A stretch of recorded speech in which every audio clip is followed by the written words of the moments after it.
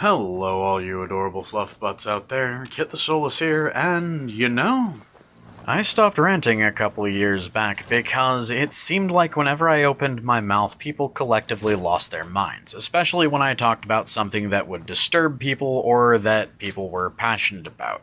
And since then, I've sat in relative silence and observed our community as the world around us has gone to shit. I have bore witness to the deaths of good men, and sat in quiet contempt as the young and egotistical had dragged their names through the mud for the sake of their 5 minutes of fame. And I've quietly mourned the losses of many young men and women in our community who, because the people around them could not recognize a cry for help, took their own lives. I've sat for years now watching this again, and I've gotta tell you I'm not amused, so apparently it's time that this old grey muzzle starts barking at the wind again. So let's start with the drug problem, shall we? And I know I have very little room to talk since I'm a stoner myself, but I've been going to conventions for years now, and I can tell you it's a lot easier to get drugs at a convention than you could ever imagine, and I'm not just talking about weed. Best example I can give is 1 year at Further Confusion, I had a guy come up to me with a literal jar of psychedelic mushrooms and offer me some, and when I politely declined, he asked if I would rather have ecstasy or cocaine, and proceeded to pull bags of both out of his fucking pocket. And lately it seems like this is the norm for our community. We have accepted, normalized, and even encouraged in some cases the use of drugs and alcohol as a coping mechanism for a very long time. But instead of fixing the problem that so many people had set out to fix with this radical idea, it's led to rampant rates of addiction, depression, and suicide among our younger members. Worst of all is that we have people in this community who advocate for drug use to mask things like anxiety or mental health disorders, because nothing's better at bringing somebody out of their shell than a drug trip, right? And that actually sort of ties into my next topic. Because you see, there is a glaring issue with mental health in our community, but it's not necessarily in the number of people who have mental health issues.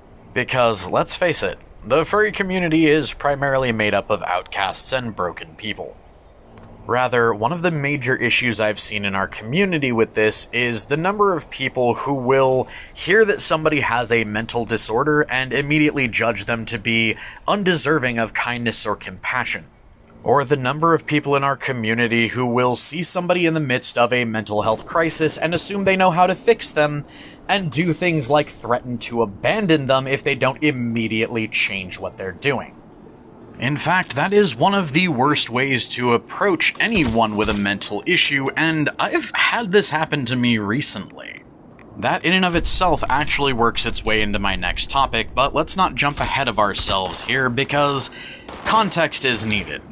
You see, earlier this year, I was dealing with not one, but two instructor's assistants at my college who were being overly abusive to not only me, but multiple other students, as well as the fact that, at the time, I thought my mother was dying of cancer, so needless to say, I was remarkably stressed out.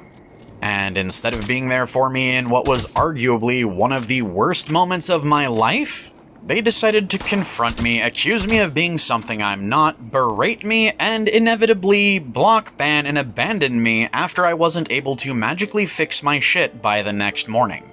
Hell, one of them didn't even give me that long, because later that night they decided to send me a message telling me they were effectively abandoning me and reminding me just how terrible of a person I was.